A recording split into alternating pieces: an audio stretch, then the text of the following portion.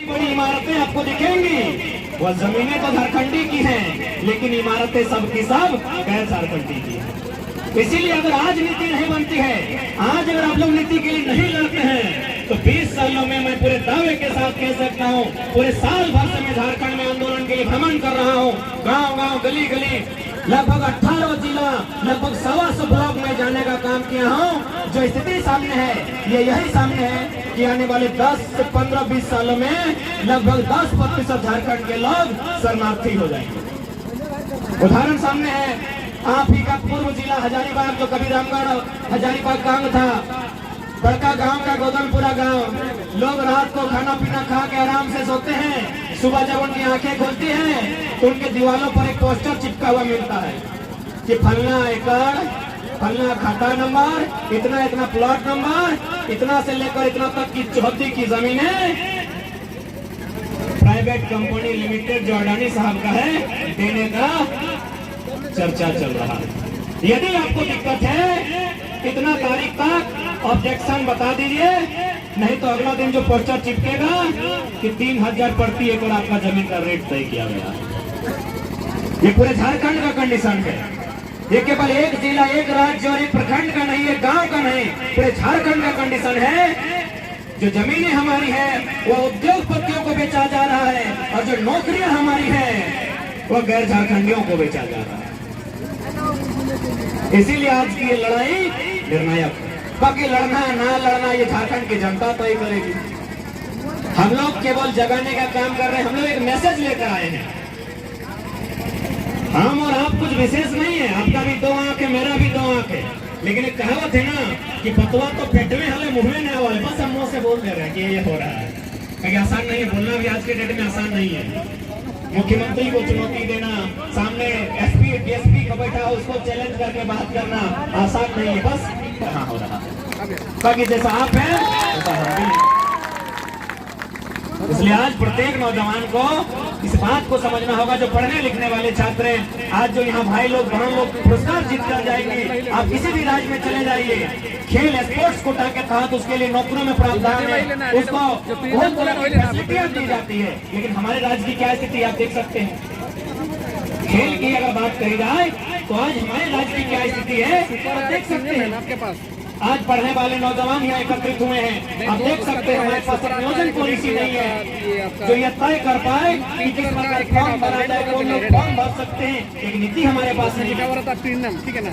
कोई भी नया राज्य, नया जिला या नया ब्लॉक बनता है तो सबसे पहला जो होता है कोई नीति बनती है।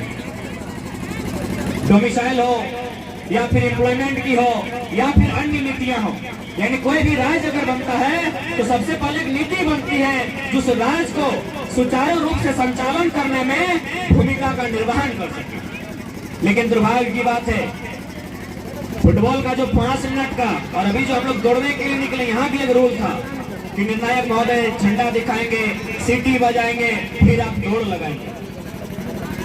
फुटबॉल का जो पेनल्टी का 5 मिनट का खेल होता है, उसमें रूल बनता है कि कैसे खेलना है, कैसे गोल करना है, गोलकीपर कहाँ खड़ा होगा। लेकिन कितना दुर्भाग्य का विषय है, लगभग 3.5 करोड़ पॉपुलेशन 79,714 वर्ग किलोमीटर में फैला हुआ झारखंड राज्य बिना नियम का चल रहा है।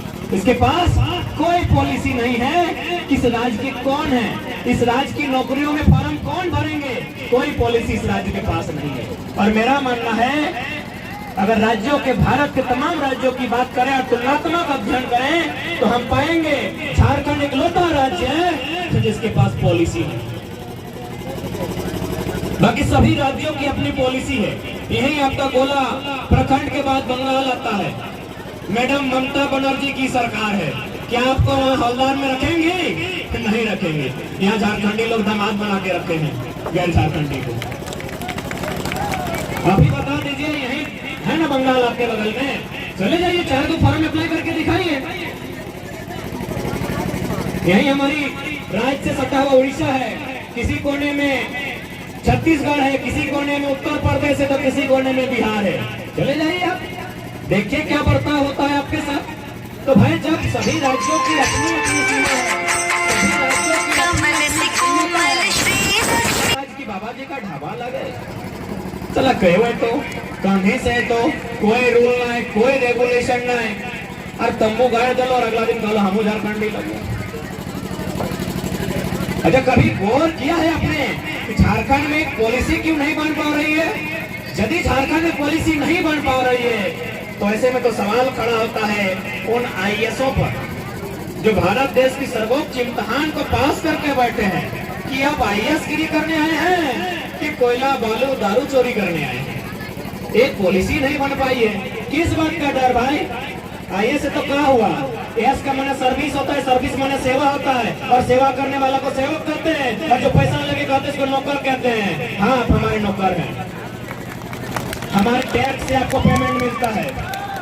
अब बदलिए अपने अंदर के डर को उखाड़ के बाहर फेंकिए। ये देश राजा का नहीं है, ये देश जनता का है। Of the people, by the people, for the people. डर को बाहर फेंकिए। हमारे डरने की आदत ने, हमारे गिड़गिड़ाने की आदत ने हमारी ये दुर्दशा की है। क्यों नहीं सवाल खड़ा करेंगे?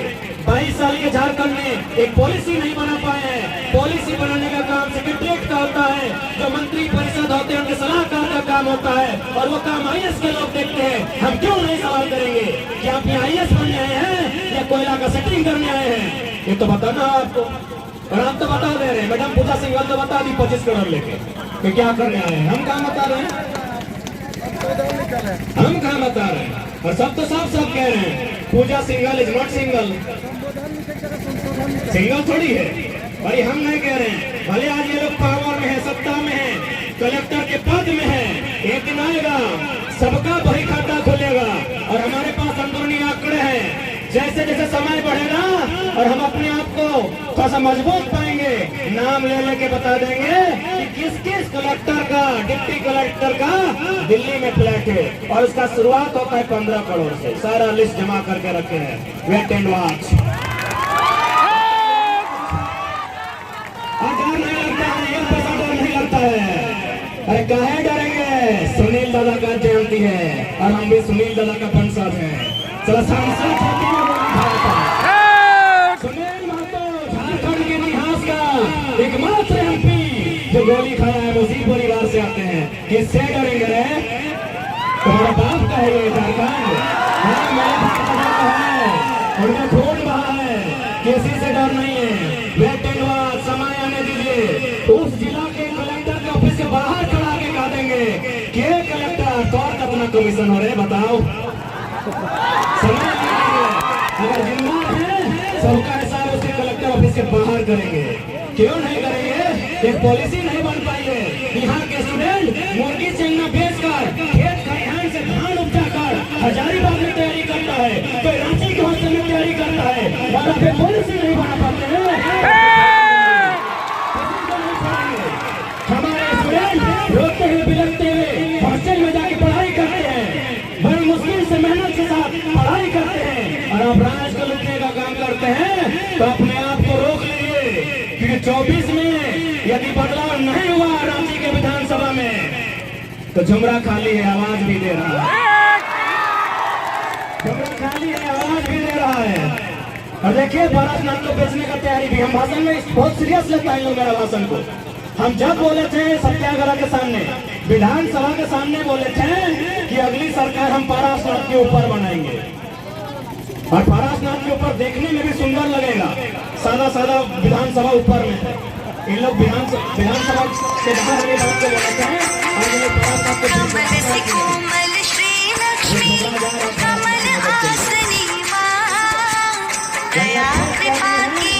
यदि आप ढंग से नीति नियम बनाते हैं तो हम लोग भी किताब कॉपी लेकर आए थे, फिर किताब कॉपी लेकर वापस चले जाएंगे। और नहीं बनाते हैं तो झुमरा आवाज दे रहा। झुमरा में कौन आवाज दे रहा है सबे जनता, बताने की जरूरत नहीं है। झुमरा का क्या इतिहास है, क्या भूगोल है, सबको पता है। और वहाँ अगर सरकार बन गई भैया, और गलती से हम अगर कदम रख दिए तो फिर राज्य में धुआं उठेगा। हमें